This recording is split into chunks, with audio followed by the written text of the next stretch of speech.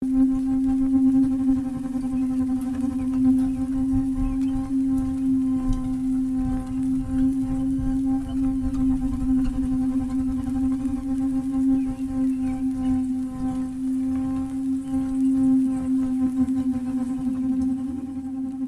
vet inte om detta kan kallas för en spökhistoria, men den är sann och den hände min mamma och mig.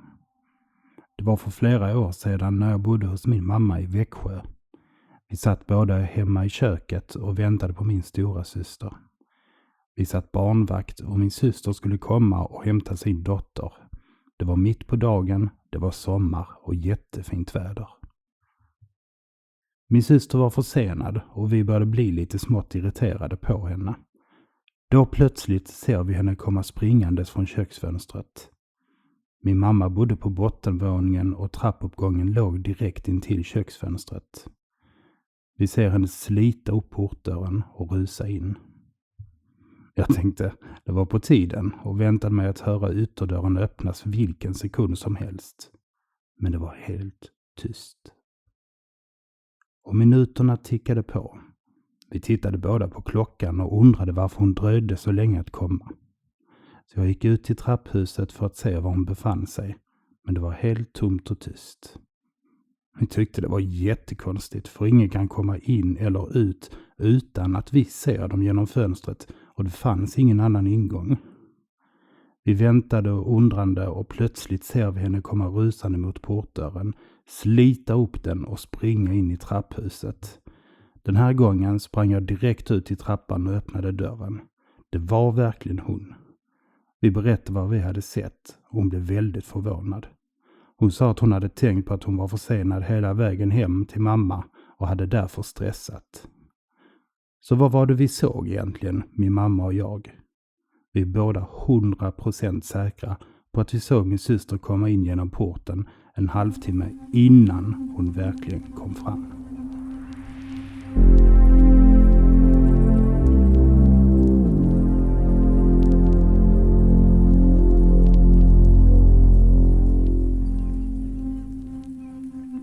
Rysligt välkommen till Spökwebbens podd. Mitt namn är Patrik Jönsson och du lyssnade precis på Min syster spökar för oss, inskickad av Maria. Efter denna historia bör man fundera lite på tid. Vad är egentligen tid för något? Vår uppfattning brukar vara att vi delar in den i bitar för att orientera oss i vår vardag. Detta är en dimension bestående av dåtid, nutid och framtid. Men det kanske inte är så enkelt egentligen. För det som vi kallar för tid är egentligen ett begrepp som är uppfunnet och konstruerat av oss själva med utgång från jordens rotation och vår bana runt solen. Vi människor strävar nämligen ofta efter ordning och struktur. Förr i tiden förklarade man åskan med att guden Tor slog med sin hammare. En solförmörkelse var ett illavarslande omen i gamla tider. Ja, listan kan göras lång. Samtidigt som vetenskapen har gjort enorma framsteg finns det idag fortfarande oändligt många frågor som vi önskar att få svar på. Tittar vi bara själva i vår egen hemtrakt här i universum, i Vintergatan, så har man i de centrala delar nu även kunnat fotografera ett svart hål vid namn Sagittarius A. Det har en uppskattad massa som är 4 miljoner gånger så stor som vår egen sol. Detta svarta hål har alltså en enorm gravitation och vad som är bevisat idag, rent vetenskapligt, så går just tiden långsammare desto större som gravitationen är. Så lek med tanken att du skulle stå och kunna överleva vid kanten av detta svarta hål. Då hade tiden enligt dig själv tickat på precis som vanligt vid denna plats. 1 minut på din handledsklocka hade snurrat på precis som vanligt. Men denna minut som du upplever där skiljer sig radikalt mot hur tiden går här på vår jord. Denna minut hade motsvarat hela 700 år på jorden. Alltså hade människor från vår tideräkning, år 0, endast har behövt cirka 3 minuter vid detta hål för att direkt förflyttas till vår nutid där du och jag befinner oss idag 2022. Tanken på hur saker faktiskt är bevisade att fungera är svindlande. Det känns på något sätt och vis inte verkligt.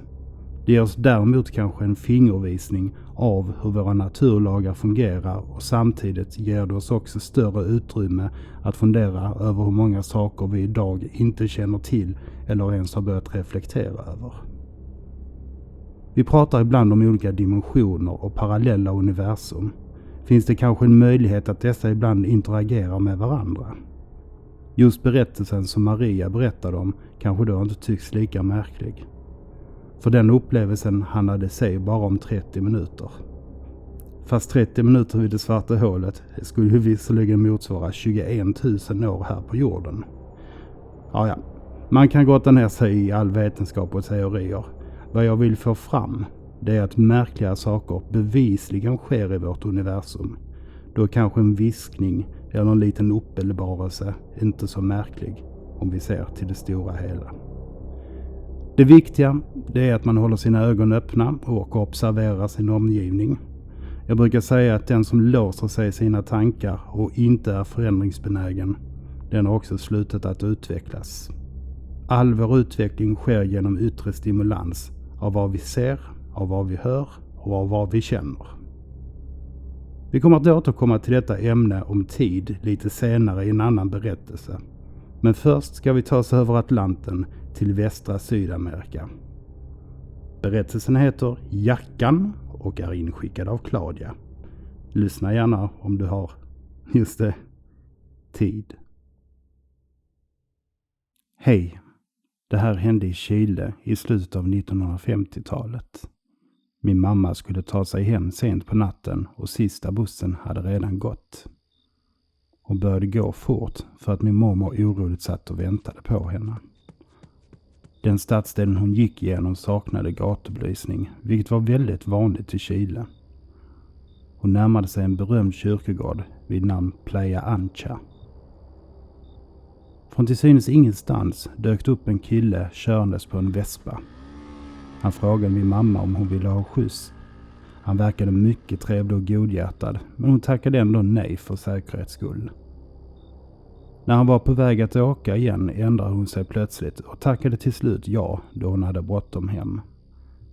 Han visade sig vara en riktig gentleman, för min mamma fick låna hans skinnjacka under färden. Min mamma bad att få bli avsläppt en liten bit hemifrån, återigen för säkerhets skull. I hastigheten glömde hon lämna tillbaka jackan som hon fick. Som tur var så fanns det en adresslapp i jackan med hans namn och adress. Som väntat fick hon en utskällning av min mormor för sin sena ankomst. Ännu argare var mormor för att min mamma kom hem med en manlig jacka. Min mamma sa som det var och att hon tänkte lämna tillbaka jackan. Dagen därpå åkte de tillsammans till den adress som stod på lappen i jackan. Det knackade på och en kvinna öppnade. Min mamma berättade hela historien för henne och att hon ville lämna tillbaka jackan till honom och tacka för lånet. Kvinnan svarade att det var hennes sons jacka, men döm om deras förvåning när hon talade om att han hade varit död i 10 år. Min mamma beskrev honom till utseende och sätt och allting stämde in perfekt på kvinnans son. Han hade dessutom blivit begravd med sin jacka på. Ni har fått höra berättelsen Jackan inskickad av Claudia. Det är många som vittnar om fina gester från den andra sidan, att det helt plötsligt dyker upp personer för att vara behjälpliga, men som sedan lika snabbt försvinner spårlöst och lämnar oss kvar med än fler frågetecken. Men är dock alla händelser av godo? Precis som vi upplever både ljus och mörker i våra vardagliga liv, så finns kanske motsvarigheten även bortom vårt jordeliv. I nästa berättelse tar vi oss en aning norrut till Nordamerika. Här skildras också ett oväntat möte som kanske inte låter lika hjärtligt som i förra berättelsen. Berättelsen är inskickad till oss av Anonym och den heter En natt i Acapulco. Hej! Denna sanna historia hände i Acapulco i Mexiko. Min svåger som är därifrån har berättat och upplevt detta tillsammans med sin far. Min svåger var cirka 12 år när detta hände. Han bodde då i en by som ligger i utkanten av Acapulco, på den så kallade fattiga sidan. Där tar man sig fram bäst på häst eller åsna. Eftersom det är fattiga så kan ni tänka er att det är ett rätt så hårt liv och ont om både det ena och det andra i byn. En eftermiddag red min svågers far med honom på samma häst. Min svåger satt bakom och det red till faderns vän som var sjuk. De ville kolla läget, om allt var okej och om han behövde hjälp med något. Vännen bodde cirka 20 minuter från deras egna hem. Det stannade till sent och det blev natt. När de skulle rida tillbaka hem ville vännen att de skulle sova över då det var så sent och för att det var dumt att rida i mörkret. Men de var tvungna att rida hem då de var väntade hemma. På hemvägen var det så mörkt att den enda belysningen de hade var månen som lyste fint. Det var fullmåne så de kunde se bra ändå. Efter att de ridit i cirka 10 minuter så hördes ett spädbarns gråt bland några stora stenar, men de kunde inte se något. De letade och undrade vad det var för kvinna som hade övergivit sitt barn på detta vis i det vilda. Till sist hittade de spädbarnet. Pappan steg av, tog upp barnet och red vidare hemåt. Han var godhjärtad och tänkte ta hem barnet för att senare lösa detta på bästa möjliga sätt. Barnet hade slutat att gråta och till deras stora förvåning så kunde det lilla spädbarnet prata. Det hörde klart och tydligt. Titta på min långa tand. Den var cirka 3-4 centimeter lång. Pappan förstod att detta inte var normalt och att det låg något demoniskt bakom detta. Så han lämnade barnet och red i full galopp med min svåger bakom sig. Min svåger har berättat att det händer saker och ting där borta, men aldrig tidigare trott på det förrän detta hände. Han var skeptiker, men nu vet han att mycket troligtvis kan vara sant när andra berättar oförklarliga händelser. Ni har lyssnat på En natt i Acapulco, inskickad av Anonym. Ja, här börjar man faktiskt att fundera. För mig personligen är berättelsen otäck oavsett om det var ett riktigt spädbarn eller inte. Det mest otäcka är om det var ett barn som faktiskt behövde hjälp men lämnades kvar där med endast mörkret som sällskap. Det är lätt att sitta i hemmets trygga vrå och berätta hur man själv hade reagerat och agerat. Men sanningens röst får vi nog mer att höra stämman av då vi själva kastas in i situationer där man både ifrågasätter det rationella och det logiska. När ens trygghet fastnar i en dimma vill nog många ta sig ur denna för att inte riskera sin egen existens. På gott eller ont, det är en fråga som man inte alltid får svar på. Men kanske finns det de som har sökt detta svar och som då aldrig heller kunnat berätta en sådan berättelse som vi precis har fått höra. Nu vänder vi på skutan och tar oss hem till Sverige igen. Vi ska besöka en omtalad spökplats som har många historier i sitt bagage, nämligen Österby bruk i Uppland. På Österby bruks hemsida står det att läsa att Österby bruk är ett välbevarat brukssamhälle. Redan på 1400-talet bedrevs järnhantering i trakten och på Gustav Vasas initiativ följde sedan en månghundraårig utveckling av järnhanteringen och Österby bruk. Idag möts besökarna av den typiska bruksstrukturen med raka gator, kantade av arbetarbostäder och den ståtliga 1700-talsherrgården med park, stallar och orangeri. I dess mitt finns den enda nu fungerande vallonsmedjan i världen. Där smiddes järnet till det så eftertraktade stångjärnet som gjorde Österby bruk känt långt utanför Sveriges gränser. Nu tar vi oss innanför denna herrgårds väggar och lyssnar till en berättelse inskickad från en guide som har jobbat på denna plats. Jag såg att någon nämnde Österby bruks herrgård som spökplats här på spökwebben, så jag fyller i med mina upplevelser därifrån. Jag jobbar nämligen där som guide på somrarna och hjälper även till med spökvandringarna i källaren. Vid ett tillfälle hörde jag den bortgångna sångerskan Jenny Linds piano spela. Jag trodde förstås att någon var där för att skämta. Men just som jag kliver över tröskeln till rummet så tystnar pianot. Ingen syns till. Så hur har pianot kunnat spela av sig självt? Det är mycket märkligt. Vid ett annat tillfälle befann jag mig i herrgårdens källare utklädd till spöke. Jag bar på en lång svart cape och skulle hjälpa våra riktiga spöken på traven. När jag går genom ett av rummen i källaren känner jag hur capen fastnar i något. Jag tror först att den har fastnat i stolen som jag vet brukar stå där. Men när jag vänder mig om ser jag att capen sitter fast mitt i tomma intet. Ena hörnet på capen hålls fast av en osynlig kraft cirka en meter över golvet. Jag måste ta i ordentligt för att få loss den. Jag har även hört steg i tomma rum, viskningar och känt kalla vinddrag. Men däremot så känner jag mig aldrig hotad när jag befinner mig där. Det känns mer som ett sällskap, men det kan ju vara så att man vänjer sig förstås. Österbybruks herrgård hyser absolut fler än bara just turister som besökare.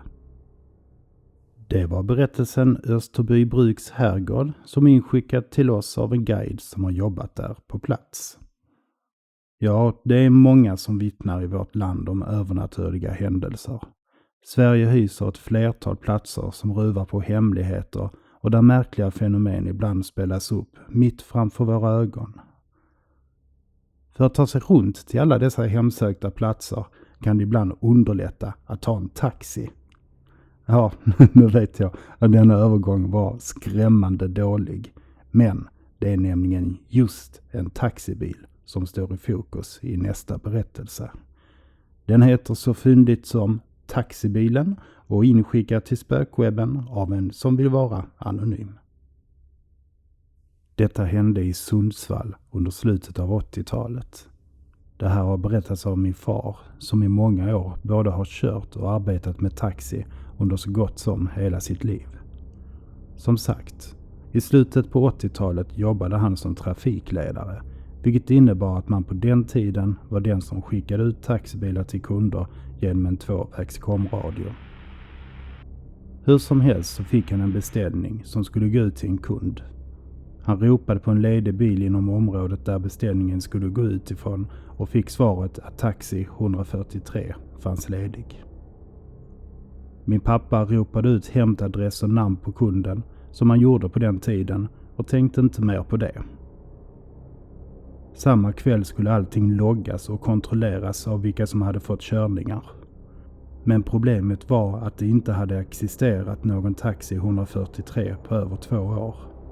Eftersom det var viktigt att få reda på vem som hade fått beställningen så att pengarna kunde skattas och att inte företaget skulle få problem med Skatteverket, så var det helt enkelt tvungna att ta reda på vilken bil det var som hade kört. Det fick genom sitt register fram att taxi 143 hade haft sin sista körning för mer än 2 år sedan och att den inte fanns registrerad hos bolaget överhuvudtaget. Den hade sålts vidare till en privatperson som använde den för privat bruk. Kunden som hade åkt med bilen ringdes därför upp och mycket väl hade de åkt med en taxiregistrerad bil med skyltar från bolaget det ringde till. Det var en äldre förare med mustasch och flint som hade kört dem enligt kunden. Många på företaget fattade misstankar om denna incident. Bil 143 ägdes nämligen av en mycket trevlig man för 3 år sedan som även körde bilen själv utan anställda. Han hade mustasch och flint och var en mycket omtyckt man. Han hade dock avlidit i en hjärtinfarkt 1 år innan beställningen till hans bil gick ut. Väl värt att berätta är att kunderna hade betalat som vanligt och att de hade pratat med föraren.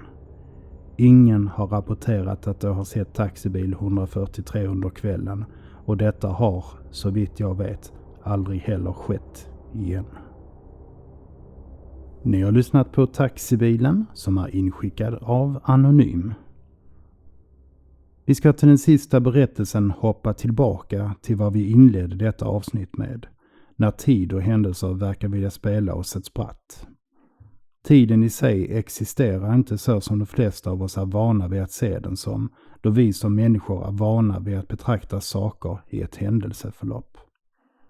När vi ser porslinsskärvor på ett golv som sätts ihop till en vas för att sedan hoppa upp på en pedestal, då förstår vi att det inte är verkligheten som vi ser, utan en video som spelas upp baklänges. Hade händelsen skett i verkligheten hade du självklart reagerat och rynkat på din panna, då händelsen inte samverkar med hur din syn på verkligheten är. Våra så kallade naturlagar kan ibland kännas motstridiga, men vi får som sagt inte glömma att 3 minuter på en plats motsvarar över 2000 år på en annan. Man kan alltså resa in i framtiden. Einsteins relativitetsteori stödjer också detta. Det känns inte logiskt, det känns som rena science fiction-rullen.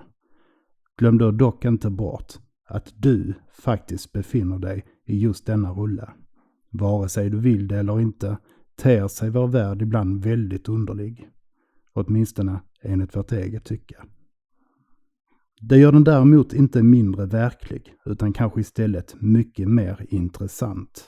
Samtidigt, om det går att resa in i framtiden, då borde det också vara fullt möjligt att vi en dag får besök från det förflutna i vår nutid.